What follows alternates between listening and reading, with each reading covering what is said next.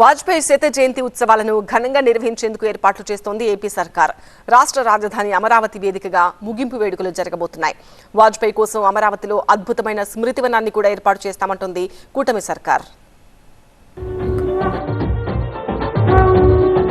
దివంగత మాజీ ప్రధాని అటల్ బిహారీ వాజ్పేయి శత జయంతి ఉత్సవాల్లో భాగంగా అటల్ మోదీ సుపరిపాలన యాత్రను ఏపీ బీజేపీ అట్టహాసంగా నిర్వహించింది.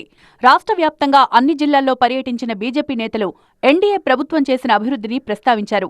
నాటి మాజీ ప్రధాని వాజ్పేయి నుంచి నేటి ప్రధాని మోదీ వరకు సుపరిపాలన తీరును ప్రజల్లోకి తీసుకెళ్లే ప్రయత్నం చేశారు. డిసెంబర్ 11న ధర్మవరం నుంచి మొదలైన అటల్ మోదీ సుపరిపాలన యాత్ర అన్ని జిల్లా కేంద్రాల గుండా సాగింది. విశాఖపట్నం, భీమవరం, ఏలూరు, మచిలీపట్నం ప్రాంతాల్లో భారీ ర్యాలీలు, బహిరంగ సభలు నిర్వహించారు. ప్రతి జిల్లా కేంద్రంలో వాజ్పేయి కాంస్య విగ్రహాన్ని ఆవిష్కరించారు.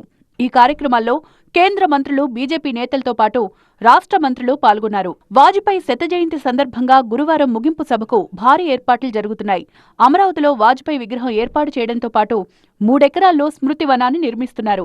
వాజ్పేయి జీవిత విశేషాలతో కూడిన మ్యూజియం కూడా సిద్ధమవుతోంది.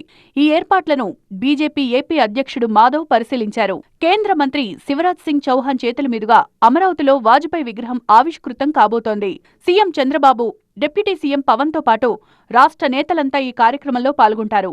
వాజ్పేయి విగ్రహం యువతలో స్ఫూర్తి నింపుతుందన్నారు మాధవ్. అటల్ స్మృతివనం అని చెప్పి ఒక 3 ఎకరాల స్థలాన్ని కేటాయించడం, దాంట్లో ఒక అద్భుతమైన విగ్రహాన్ని సుమారు 13 అడుగుల అటల్జీ యొక్క విగ్రహ ఆవిష్కరణ కార్యక్రమంతో పాటు భారీ సభ ఉండబోతుంది. అటల్జీ సంబంధించిన జీవిత విశేషాలకు సంబంధించిన ఒక చిత్రమాలిక, అలాగే ఆత్మ నిర్భర్ భారత్ అనే అంశం పైన ఏ అంశం కోసమైతే అటల్జీ తన యావత్ జీవితాన్ని కూడా సమర్పించాడు. రాజధానిలో వాజ్పేయి స్మృతివనం ఏర్పాటు చేయడం ద్వారా కేంద్ర రాష్ట్ర ప్రభుత్వాల మధ్య సత్సంబంధాలు మరింత బలపడతాయని కూటమి పార్టీలు భావిస్తున్నాయి.